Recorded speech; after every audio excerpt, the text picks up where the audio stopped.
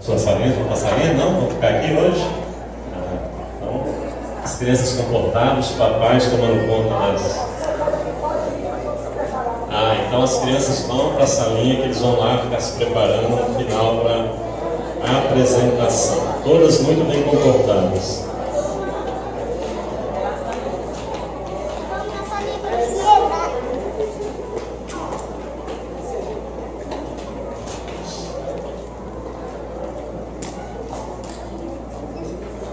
Mais uma vez eu cumprimento a todos com a graça e a paz do Senhor Jesus, amém? Feche seus olhos aí agora, por favor, baixe sua cabeça onde você está. Deus Pai querido, santo e maravilhoso, estamos mais uma vez aqui, Senhor, perante esse momento ao qual nós nos reunimos para ouvir a Tua palavra, Senhor. Essa palavra venha de Ti, Senhor, usa-nos, Senhor, como vaso, como instrumento apenas, Senhor. A palavra venha de Ti, mas usa também cada coração que está aqui, Senhor, como um vaso também, um receptáculo, Pai, para receber. E a primeira coisa que eu te peço para cada um de nós, que nós nos esvaziemos de todas as nossas ansiedades, nossas preocupações, para que Tu venha nos preencher com a Tua palavra e com a Tua verdade. Fala a cada um de nós, Pai, o que queremos e pedimos em nome de Jesus. Amém. Queridos, agora esse ano, 2017, a Igreja Evangélica comemora 500 anos da Reforma Protestante de Martinho Lutero. E nós já trouxemos uma palavra sobre a Reforma, sobre as solas da Reforma, a base de toda a Reforma cristã. Falamos sobre a Escritura, a respeito da verdade da palavra de Deus, da Bíblia Sagrada como o nosso instrumento de autoridade sobre a vida de cada cristão. E hoje nós vamos falar de uma outra vertente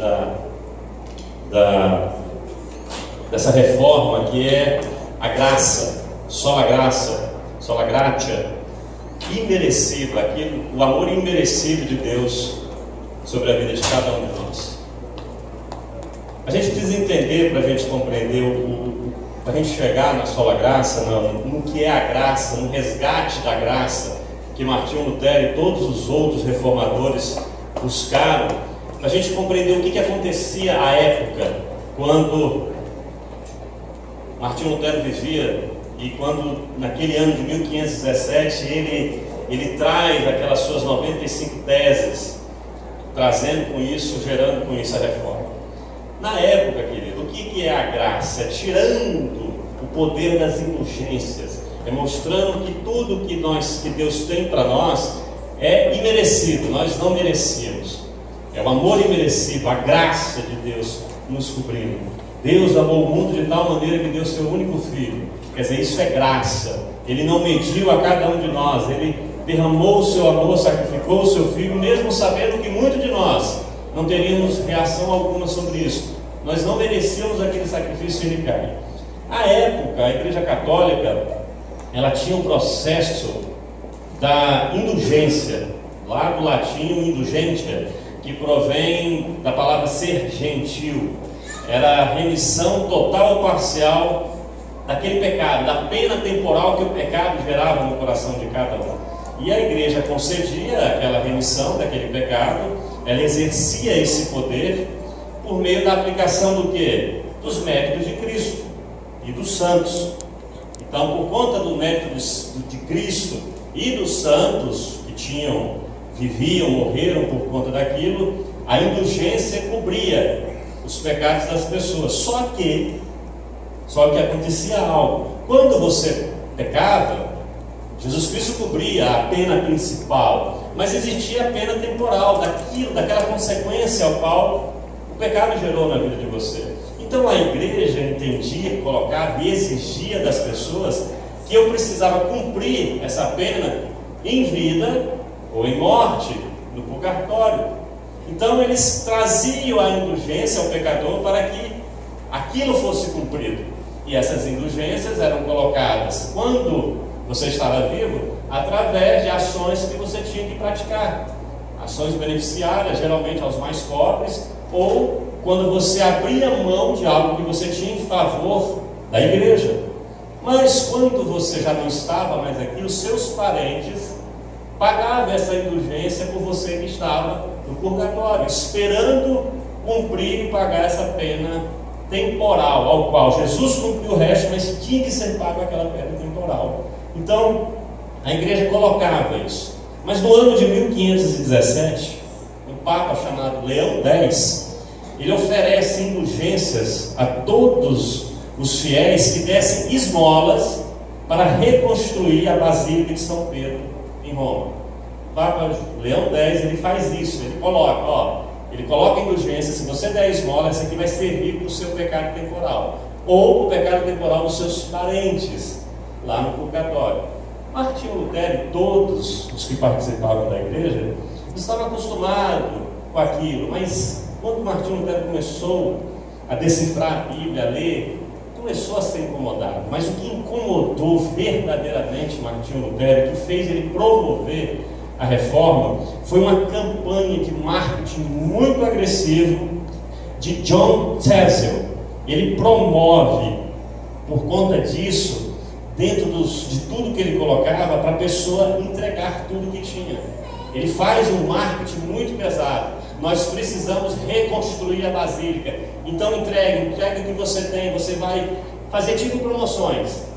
Então, se você tem um pecado, traga para cá, que essa indulgência ela vai valer mais. Então foi um marketing muito pesado. E Martinho Lutero, por conta disso, dessa agressividade na questão da indulgência, ele começa a redigir as suas 95 teses, que são resumidas. As 95 teses de Martinho Lutero começa e é provocada por essa questão das indulgências. E essas 95 teses é resumida nos 5 pilares da Reforma Protestante, que são as 5 solas. Sola Fide, que é somente a fé; sola Graças, que é somente a graça; Solus Christo, que é somente Cristo; sola Escritura, somente a Escritura; e sola Deo Glória, glória somente a Deus. As 95 teses de Martinho Lutero está resumido nesses 5 pilares, nessas 5 solas. Somente isso que a igreja precisava.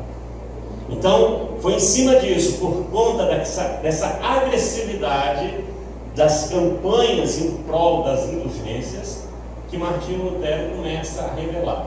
E nós já vimos aqui esse ano somente a Escritura, falamos, e hoje nós vamos entrar nessa que é muito forte, talvez uma das mais marcantes, a sola Gratia.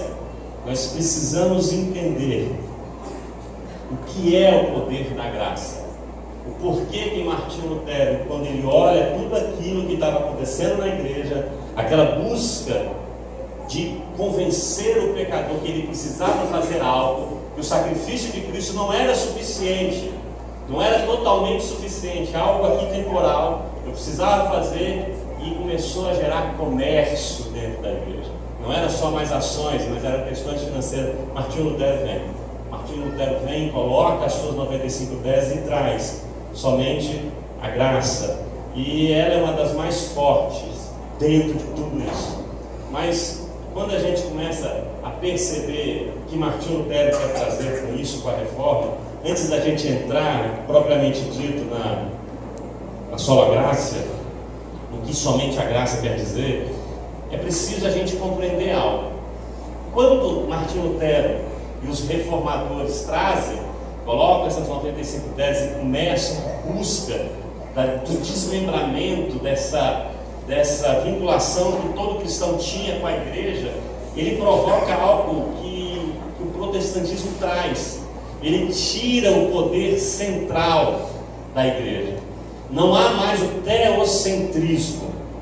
Não existiu, deixou de existir agora o teocentrismo. Não é o Deus dominando tudo. Não, ele sai lá de dentro, tira esse poder da igreja, porque a igreja dominou o mundo. Quando a igreja começou, quando os governos começaram a perceber que o cristianismo tinha muita força, eles centralizaram o cristianismo para si e dominaram o mundo era teocêntrico. Era como se Deus desse a ordem no mundo. A reforma quebra isso, tira o poder de dentro da igreja. E a questão da reforma protestante, ela desenvolve algo muito interessante que a gente precisa saber para a gente entender o que é a graça, principalmente esse em relação à graça.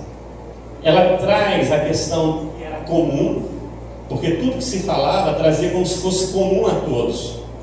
Tudo que se fazia era comum, a igreja dominava tudo. E passa a desenvolver o individualismo. As pessoas param de olhar para a igreja e começam, por conta da reforma protestante, a mostrar o valor do indivíduo. A respeito do sacrifício de Cristo por cada um de nós, o indivíduo começou a olhar para si mesmo. E ele se liberta das mãos dominadoras da igreja, e ele começa a olhar para si mesmo. E esse individualismo começa a desenvolver o eu. Meu eu é muito forte, começa a ter uma supervalorização do eu. Não é mais o grupo, eu começo a sair para fora, eu começo a perceber que eu tenho valor. Então, quando se implanta a reforma protestante, quando se faz um estudo geral da história, isso eu não estou falando de um estudo religioso, não. Essa questão do humanismo, do individualismo, do eu, é geral. A partir da reforma protestante, há uma mudança política, econômica, social, antropológica no mundo inteiro, responsabilizada pela reforma protestante. E essa supervalorização do eu vem disso. Então não é mais o nós, o grupo, que a igreja dominava, é só eu começo a me olhar mais. E com isso eu começo a entender que eu posso negociar. Que a igreja não domina o meu negócio e gera o quê? O capitalismo selvagem. Aonde eu corro para desenvolver o que é para mim. Então eu cresço, eu subo preocupado com o meu sucesso. E esse capitalismo vem, ele cresce, aonde cada um é preocupado com si, sem se importar com quem ficou para trás, depois que a reforma protestante foi implantada. Então, quando a gente olha essas coisas, quando a gente vê essas práticas, quando a gente olha esse quadro completo, tem uma impressão que a reforma protestante foi maléfica, porque era tudo teocêntrico, a igreja dominava as pessoas. Não existia esse negócio de desenvolver, não, você não podia, tinha um domínio, a igreja dominava. Se você tinha tantas posses, a igreja ia lá e ela tinha o domínio geral, não tinha o teu desenvolvimento da tua pessoa. Mas e depois que Martinho Lutero vem e leva a verdade do Evangelho, da palavra para as pessoas, há de repente esses sistemas implantados. Então foi maléfico, no final de tudo. É isso que aconteceu. O protestantismo, a reforma protestante foi algo maléfico, e ainda teve a questão das divisões. Depois da implantação do protestantismo, a igreja não teve mais unidade, é o denominacionismo. Cada um surge colocando nome, cada um surge sem ter um governo geral. Então é um monte de denominações no mundo inteiro. Então parece que é maléfico, mas é justamente aí que entra o cerne do cristianismo, o centro do Evangelho de Jesus. Porque é aí que a gente começa a perceber o que é a graça. Gálatas, se você quiser abrir sua Bíblia em Gálatas, nós vamos falar bastante. Diz assim no versículo 1: é para a liberdade que Cristo nos libertou. Foi através da liberdade. Ele morre na cruz do Calvário. Há um projeto antes da fundação de tudo, mas pensando em nós, para nos tornarmos livres. Nós somos libertos por Cristo do pecado para a liberdade. Então não tem como eu servir um pai sob um jugo de escravidão, de obrigatoriedade. Eu não podia servir a Cristo, servir a Deus, por uma obrigação ou por um jugo ou por algo ferrenho que me apontava, que me cercava, que me pressionava a servir. Então parecia que o mundo tinha um domínio teocêntrico, mas não era teocêntrico. Eram pessoas que se aproveitavam e tinham. E as pessoas estavam ali não por adoração a Deus, mas por imposição, porque era assim que funcionava o sistema do mundo. E quando Jesus Cristo vem, o mundo vivia desse jeito. O mundo judeu era assim, havia um domínio centralizado do clero judaico, aonde eles dominavam, aonde o acesso ao Santíssimo era apenas de pouquíssimas pessoas.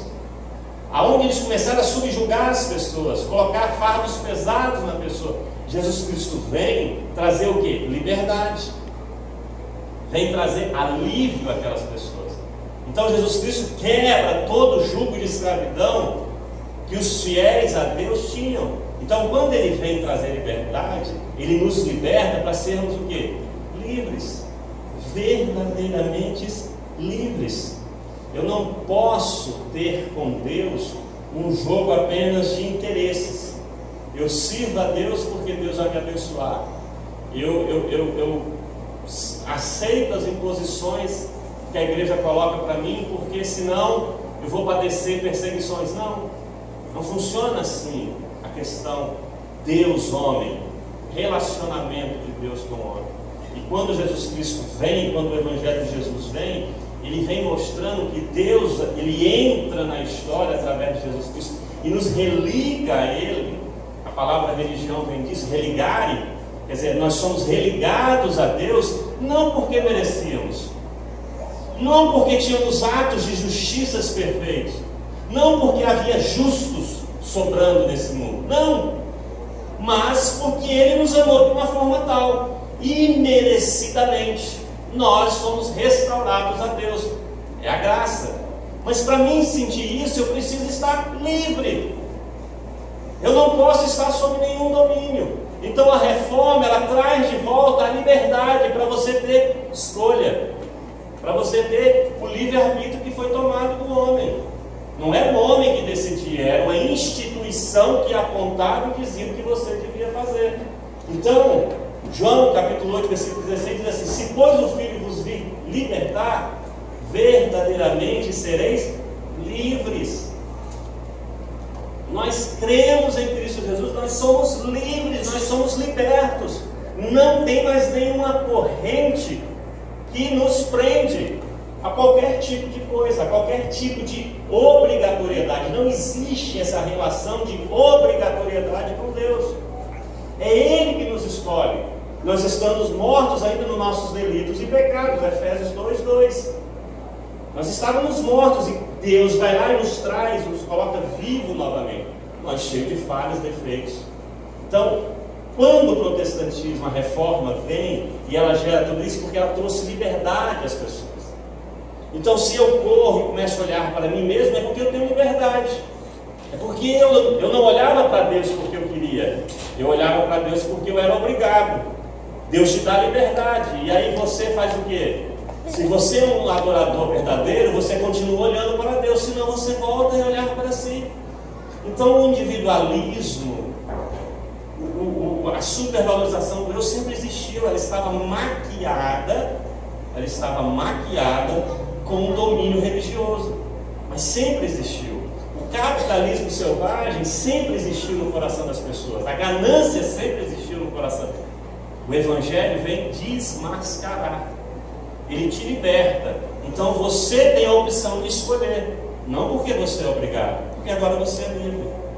E aí por isso que depois que quebra-se esse jugo de escravidão que a igreja tinha, o domínio, entre aspas, teocêntrico, as pessoas começaram a tomar os seus rumos, a qual cada um quis escolher. Então não é que o mundo ficou pior, a questão religiosa ficou pior, não, ficou verdadeira como deveria ser. Então é chegada a hora em que os verdadeiros adoradores adorarão a Deus em espírito e em verdade, não por uma obrigação. E o que acontece? O que a gente começa a perceber? Que tudo isso, esses jugos de escravidão, parece que querem voltar a nos dominar novamente. Então, parece que verdadeiramente as pessoas começam a querer colocar o que pode e o que não pode fazer dentro das igrejas, dentro da caminhada cristã. Muitas pessoas falam, mas o que essa igreja permite ou não permite fazer? Ou alguns dizem, naquela igreja se permite tudo. Como se nós tivéssemos esse jugo na mão. Como se nós fizéssemos o papel do inimigo de escravizar as pessoas. Não, aqui você não pode usar essa roupa. Não, aqui você não pode beber essa bebida. Não, aqui você não pode escutar essa música. Quer dizer, eu verdadeiramente quero escravizar. Eu quero colocar algo para vocês ficarem presos aqui. E eu tenho que entender que vocês têm que vir ao altar do Senhor, vocês têm que vir ofertar a Deus, vocês têm que levantar as mãos em louvores a Deus, vocês têm que vir colocar o seu espírito em oração a Deus com liberdade, porque verdadeiramente vocês sentiram a liberdade que Cristo deu, vocês perceberam o amor de Cristo. Então, a palavra de Deus nos diz em 1 Coríntios 6, 12, que todas as coisas me são lícitas. O que a palavra lícita diz? Legal, não é fora da lei. É lícito para você, todas as coisas. O termo grego todas significa universal. Não fica nada de fora. Tudo é lícito, você já não tem mais nada que fere ali. Você está livre agora, porque Jesus Cristo te libertou. Mas nem todas me convêm. Todas as coisas me são lícitas, mas foi para a liberdade que Cristo me libertou. Então eu não me deixarei dominar por nenhuma delas, porque agora eu sou livre. Então todas as coisas me são lícitas. É lícito eu dizimar, mas eu não vou me deixar escravizar pelo dízimo, dizendo que se eu não dizimar você é amaldiçoado. Não, eu dizimo com liberdade. Todas as coisas me são lícitas. Eu posso beber a bebida que eu quiser, mas eu não vou me deixar dominar pela bebida para ficar escravo dela e perder minha sobriedade, porque Cristo me libertou de todo jugo de escravidão. E isso é muito forte para as pessoas, porque nós temos uma tendência de querermos ser dominados. A liberdade que se entrega espanta. A graça de Deus é algo muito forte. Eu escutei uma vez, participando de um congresso, um pregador falando de Filipiano, que ele tem um livro fantástico sobre a graça, e ele diz assim, que se a sua pregação sobre a graça não gerar escândalo, não foi pregação sobre a graça, porque a pregação sobre a graça gera escândalo. Eu posso? Pode. Eu posso vestir assim? Pode. Eu posso? Pode. Você é livre. Foi para a liberdade que Cristo te libertou, não foi para a escravidão. É a graça, é somente a graça. O que te faz merecer o céu é o amor de Deus por ti. Nada que você possa fazer aqui vai gerar merecimento, vai gerar qualquer coisa que seja. Não constrói um tijolinho sequer na tua casa celestial. É imerecido, é graça, amor imerecido. Não é justiça minha. O que me provoca a seguir a Deus, o que faz com que eu escolha servir a Deus, é o amor de Deus por mim, não é a obrigatoriedade. Eu posso fazer todas as coisas, nada disso fere meu princípio com Deus, porque Deus falou, você está livre agora, não é ilegal, não tem ilegalidade em questão a isso. Eu escolho servir a Deus por um princípio de amor a Deus. Olha o que Pedro fala. Nós vamos inclusive estudar, talvez a gente estude isso essa semana. Vivam como pessoas livres, mas não usem a liberdade como desculpa para fazer o mal. Vivam como servos de Deus. Nós somos livres, vivam como pessoas livres. Agora tem pessoas que têm essa liberdade e vão fazer o mal, mas elas vão fazer o mal porque a tendência é delas. Se eu colocar um jugo nela, ela só não faz o mal porque ela está escravizada e presa sob uma corrente de escravidão. Não é porque ela teve transformação na vida dela, não é porque o amor de Deus a constrangeu. Vocês têm que viver a vida, Jesus está falando para cada um de nós, o apóstolo Pedro fala para cada um de nós, como pessoas livres que somos, não somos mais escravos. Agora, eu não uso isso como desculpa para estar fazendo mal, para estar cometendo qualquer tipo de escolha. Mas Jesus Cristo me liberta e agora eu vou viver como o quê? Servo de Deus. A palavra servo significa escravo. Essa liberdade que Deus me entregou, eu chego e falo para ele, Senhor, agora eu vou te servir. Eu tenho o Senhor, então, quando eu vou servir alguém, o alguém que é servido, ele é o que? Meu Senhor. Eu tenho o senhorio de Deus na minha vida. Aí é onde entra só a Escritura, só as Escrituras, só a Bíblia, só a palavra. A palavra de Deus passa a ser na minha vida uma ordem, um fato definitivo, porque eu escolhi Deus como meu Senhor, mas não é um Senhor como outro qualquer. Não é um Senhor que me escraviza, não é um Senhor que me explora, não é um Senhor que me coloca como um menor. É um Senhor que sai do seu lugar, se coloca num lugar menor e lava os meus pés. É o Senhor que me ama de uma forma tal que desce essa baixa terra e morre na cruz, levando sobre dele o castigo que era merecido por mim. Diferente do senhorio que a igreja implantou no domínio da força. Na Idade Média nós vivemos a Santa Inquisição, que as pessoas iam para a fogueira. E interessante que o próprio protestantismo, quando cresceu, praticou essas mesmas caças, as bruxas, entre aspas. Porque a gente quer ter o domínio, e Deus é com liberdade. Vocês escolhem servir a Deus. Porque a gente tem que prestar atenção no Paulo escreve aos Romanos: o próprio Espírito testifica com o nosso Espírito que somos filhos de Deus. Ora, se somos filhos, somos também herdeiros de Deus e co-herdeiros de Cristo. Quer dizer, eu escolho servir a Deus, tendo Ele como meu Senhor, e esse meu Senhor, ao qual eu sou escravo dele, porque não é mais a minha vontade, mas é o que Ele diz para mim, me trata como filho. E é tão verdadeiro que Ele me trata como filho, que Ele me coloca como herdeiro dele.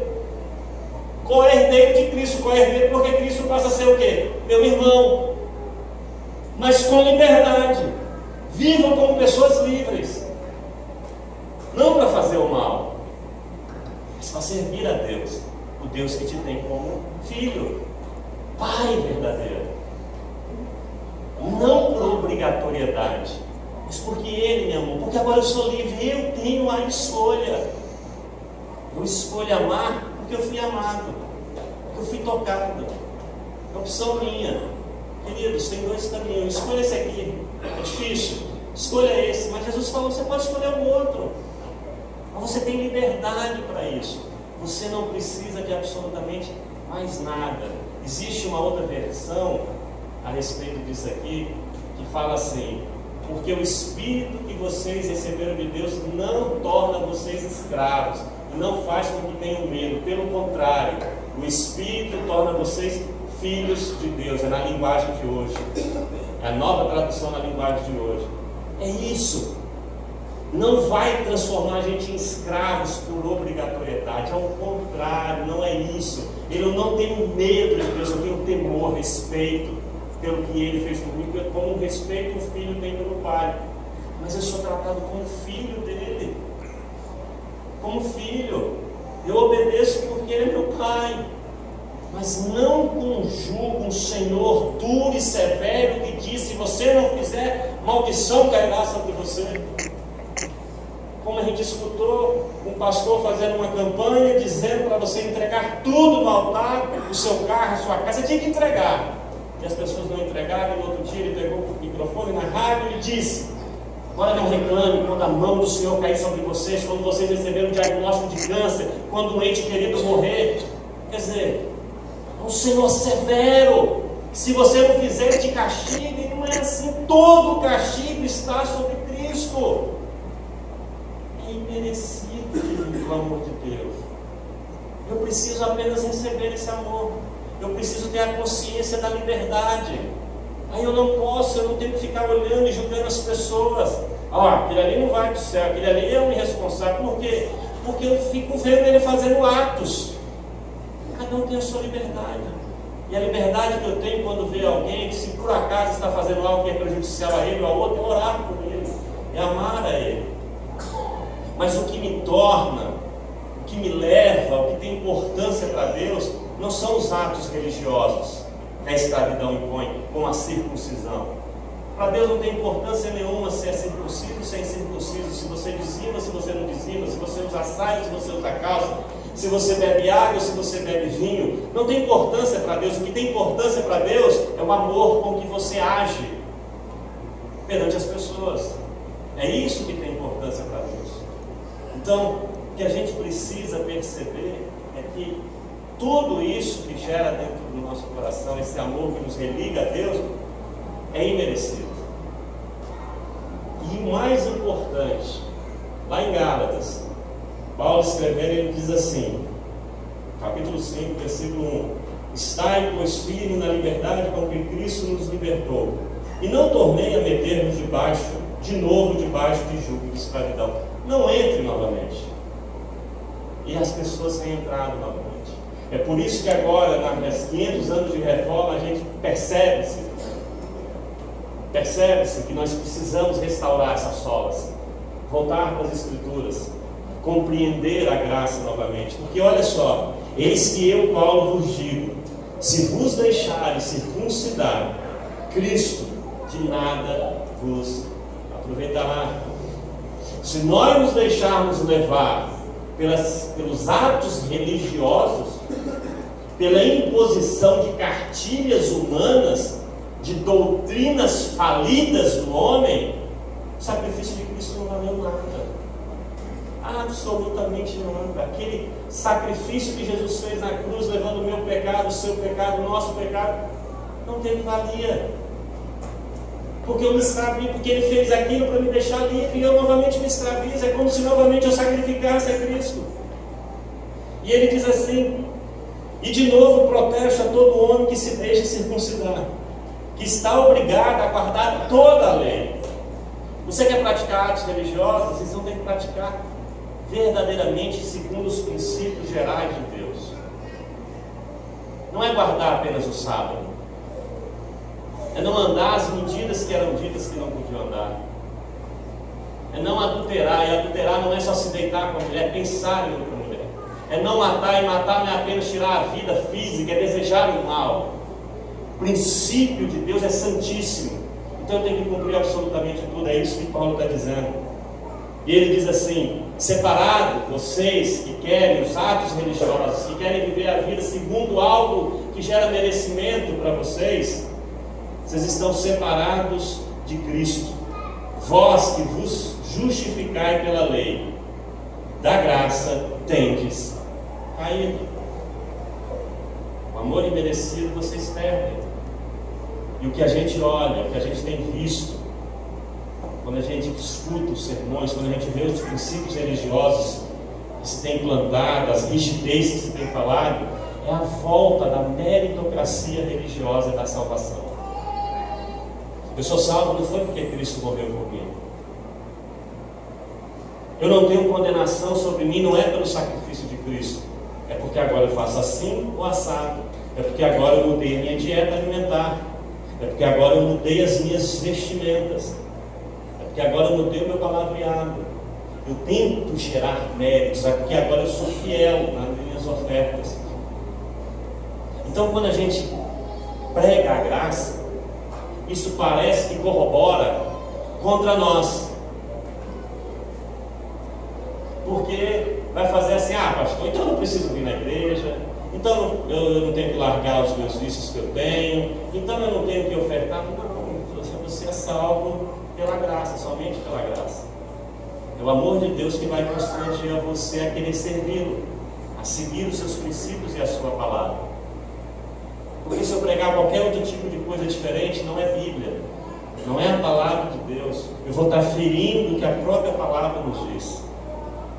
Mas isso é verdade, isso é liberdade. E essa liberdade que Cristo dá vai fazer com que quem fique verdadeiramente aqui, ofertando, dizimando, tendo os comportamentos conforme a santidade de Deus, os verdadeiros adoradores. Ficam e se aproximam e se chegam ao altar do Senhor aqueles que com liberdade escolheram servir a Deus.